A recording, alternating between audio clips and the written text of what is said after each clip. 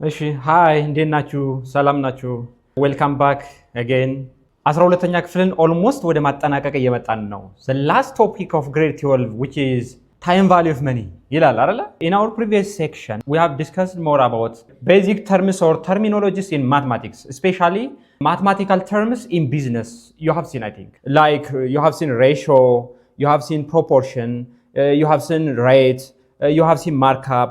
Also you have differentiated markup and profit አይደለ? markup, profit, percentage የሚሉ ነገሮችን አይታችሁ ነበር። Again you have seen percentage in terms of what? እንደውም መንገድ ላይ ያለ ምናምን ብያሳይቻችሁ ነበር አይደለ? Good. ዛሬ ደግሞ በየት እንቀጥላለን መሰላችሁ? time value of money ይላል። very interesting by the way. ይሄ ሶሻል ነኝ ናቹራል ነኝ ተማሪ ነኝ ምን ነኝ አይሰራም። የሰው ልጅ እስከሆነ ድረስ ይመለከታል። ምክንያቱም ሁሉም ነገር የሚገናኘው ከሁለት ነገር ጋር ነው። time money አይደለ? ያ therefore it says time value of money ምን ማለት ነው? ዲፋይን ለማድረግ ይከብዳል አይደል? time value of money ኦኬ። እንደዚህ ማለት ይሆን? ለምሳሌ አንድን አወር በሆነ ብር መግዛት ይሆን? እንደዛ ማለት ይሆን? ለምሳሌ አንድ አወር ስንት ብር ነው? ስንት ዶላር እናድርገው? what do you guess? it depends አይደለ? ግን አንድን አወር በብር መመንዘር እንችላለን መሰለኝ። አይቻልም እንዴ? of course ይቻላል። ለምሳሌ ወላጆቻችሁ ሊሆን ይችላል ወይ ምን ሊሆን ይችላል። ለምሳሌ የሆነ ድርጅት ተቀጠራችሁ እየሰራችሁ ነው። የሆነ ስራ ትሰራላችሁ፣ የሆነ ብር ይከፈላችኋል።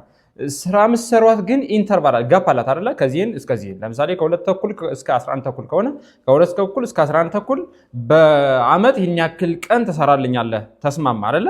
ጊዜ አለ ማለት ኢቭን ኢፍ ስራ ቢሰራ ምን አለ ማለት ነው? ጊዜ ያን ጊዜ ይመነዘራል። ደሞዝ ይህን ያክል ይባላል አይደለ? ሶ ኤግዛክትሊ ታይምን ግን በብር መግዛት ይቻላል? አይ ገስ ኢት ኢዝ ኢምፖሲብል አይደለ? ኢምፖሲብል ነው። ለምሳሌ አሁን እንደው የሆነ ኬዝ ብናወራ አሁን ባለፈውም ለማውራት ሞክሬያለሁ። እኔ በእኔ ቤት ላይ ፕሌን ይሄዳል። ስለዚህ እንቅልፍ አጣሁኝ፣ ረበሸኝ፣ እንቅልፍ አጣሁኝ። ስለዚህ መክሰስ ብፈልግ እንቅልፌን ስላጣሁኝ ስራዬን በአግባቡ መስራት አልቻልኩም። ከዛ በኋላ መስሪያ ቤቱ አባረረኝ የሚል አይነት ኬዝ አምጥቼ ፍርድ ቤት ብሄድ እና ፍርድ ቤቱ ለእኔ ቢፈርድ ስንት ነው የሚከፍለኝ? አስባችሁታል? ስንት ነው የሚከፍለኝ? የባከነችዋን ሰዓት እንዴት ነው የሚከፍለኝ? ሪል የሆነ ታይም ማግኘት ከባድ ነው የሚሆነው።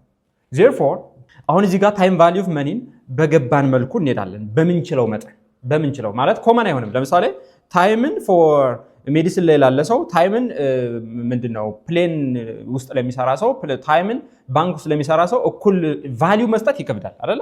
very very difficult። ግን ኮመን በሚያደርጉን ነገሮች ላይ ፎከስ እናደርጋለን።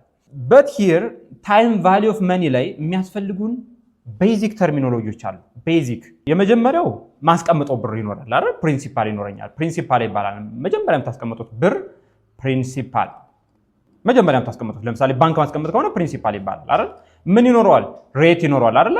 በዚህና ያክል ፐርሰንት ኢንተረስት ይሰራልሃል። በሌላ አባባል ኢንተረስትም አለ ማለት ነው አይደል?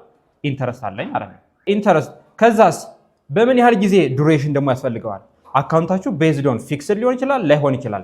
ኢንተረስት ሊኖረው ይችላል ላይኖረው ይችላል። አሁን ኢንተረስት ፍሪ የሆነ አካውንት ነው ያለኝ አይመለከተኝም ማለት አይቻልም። እሺ ሳይንሱን ነው የምናወራው። እሺ አሁን ከእምነት ትወጡልኛላችሁ። የተወሰነ ከእምነት ትወጡና በእምነት ለምሳሌ በአብዛኛው እምነቶች ይሄ የሰውን ብር መውሰድ አይነት ተደርጎ ነው የሚወሰደው አይደል? ስፔሻሊ አብዛኞቹ ሙስሊሞች ምንድን ነው የሚያደርጉት? አካውንታቸው ኢንተረስት ፍሪ ነው የሚያደርጉት። አሁን እኔ ኢንተረስት ፍሪ ስለሆንኩ ይሄ አይመለከተኝም ማለት አንችልም። መማር አለብን፣ ሳይንሱን ማወቅ አለብን አይደለ? ሶ ኢንተረስት አለ ብላችሁ የምታስቡ አሁን አካውንታችሁ ኢንተረስት ፍሪ ቢሆንም አለ ኢንተረስት ብላችሁ አስቡልኝ። ስለዚህ ኢንተረስት አለ። ኢንተረስት የሚሰራው ደግሞ በምን ነው? የሆነ ዱሬሽን አይኖርም? ዱሬሽን ታይም ፔሪድ ይኖራል ማለት ነው። ስለዚህ ታይም ቫልዩ ኦፍ መኒ ብለን ስናወራ ቤዚካሊ የምናወራው ስለነዚህ አራት ነገሮች ምን አልኳችሁ? ፕሪንሲፓል ተቀማጩ መጀመሪያ የምታስቀምጡት ዋትኤቨር ዛ አማውንት፣ ሬት ያስፈልገናል፣ ኢንተረስት ያስፈልገናል፣ ከዛ ምን ያስፈልጋል? ታይም ባውንድ ታይም ያስፈልጋል። በእነዚህ ላይ ነው ቤዝድ አድርገን የምንሰራው።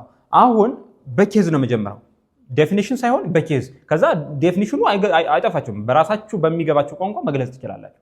ለምሳሌ ሳፖዝ አይ ኒድ ቱ ቦሮ ይላል አይደለ? ሳፖዝ አይ ኒድ ቱ ቦሮ ብር 2000 and you agree to lend me። ለምሳሌ 2000 ብር ለመበደር ፈለጋችሁ ወይ ደግሞ የሆነ ጓደኛችሁ ከእናንተ 2000 ብር ተበደረ ብለን እናስብ። ከዛ የተበደረው አካል 2000 ብር አበድረኝ የዛሬ ዓመት ራሱን እሰጥሃለሁ ቢልህ do you agree with this one? ተስማማለህ? እስኪ አስቡት። 2000 ብር ሰጣችሁት፣ ከአንድ ዓመት በኋላ መልሳለሁ ነው እያላችሁ ያለው። ስለዚህ do you agree with this one? ተስማማላችሁ? እኔ አልስማማም። ለምን አትሉኝ? ምክንያቱም the value of 2000 ብር today is not exactly equal to the value of 2000 ብር after 1 year አሁን በኬዝ ባሳያችሁ አሁን ለምሳሌ እዚህ ጋር አንድ የሆነች ነገር ልውሰድ let's say የሆነች ሃይላንድ ልውሰድ let's say 25 ብር ገዛዋት መቼ today ማለት let's say 2017 ሴፕቴምበር 1 ብዬላስ ሴፕቴምበር 1 2017 አሁን እቺን ራሷን ቦትሏን let's say ሴፕቴምበር 1 2018 በተመሳሳይ 25 ብር አገኛለሁ do you agree do you think that the value or the cost of this water be 25 ብር ይመስላችኋል no maybe 30 maybe 35 or something ሊሆን ይችላል ለምሳሌ 30 ብር ከሆነ ምን ታስባላችሁ መጀመሪያ 25 ብር ነበር መቼ 2017 የመጀመሪያው ወር ላይ 2018 ስንመጣ 30 ብር ስንት ቫሪዬሽን አለ 5 ብር ልዩነት አለች አይደል አሁን እቺን 5 ብር ነው የምፈልጋት this variation እቺን ቫሪዬሽን ከየት ነው የመጣችው የውሃው መጠን አልቀነሰም ቦትሉ አልጨመረም አልቀነሰም ተመሳሳይ ነው ስለዚህ እቺ 5 ብር የመጣችው በምን ምክንያት ነው ታይም ቫልዩ ያ ማለት ምን ማለት ነው the value of 25 ብር this year ወይም 2017 ላይ is the same as the value of 30 ብር in 2018 አስባችሁታል 25 ብር የዛሬ ያለው ዋጋና 30 ብር ከአንድ አመት በኋላ ያለው ዋጋ እኩል ናቸው ማለት ነው ምንድነው ልዩነታቸው in ማግኒቲዩዳቸው ልዩነት አለው ስለዚህ ይሄን ሰውዬ ወይም ይሄን ጓደኛዬን 2000 ብር የዛሬ አመት አመጣለሁ ቢለኝ ምንድነው ኖ ቫልዩን ቼክ አደርጋለሁ አሁን 2000 ብር የዛሬ አንድ አመት ቫልዩ ስንት ይመጣል is it 2050 is it 2100 something እሱን ካልኩሌት ማድረግ አለብኝ ምክንያቱም ታይም ቫልዩ አለው አይደለ ባንክ ወስዳችሁ ስታስቀምጡ ኢንተረስት የሚሰጣችሁ ለምንድነው ባንኩ ብራችሁ ባንክ ሲቀመጥ ከናንተ ኦልሬዲ ወጥቷል አይደለ ከናንተ ከወጣ በኋላ ተመልሶ እናንተ እስከሚገባ የሆነ ታይም አለ አይደለ ታይም ቫሪዬሽን በዛ ታይም ቫሪዬሽን ባንኩ የራሱን ስራ ሰርቶበታል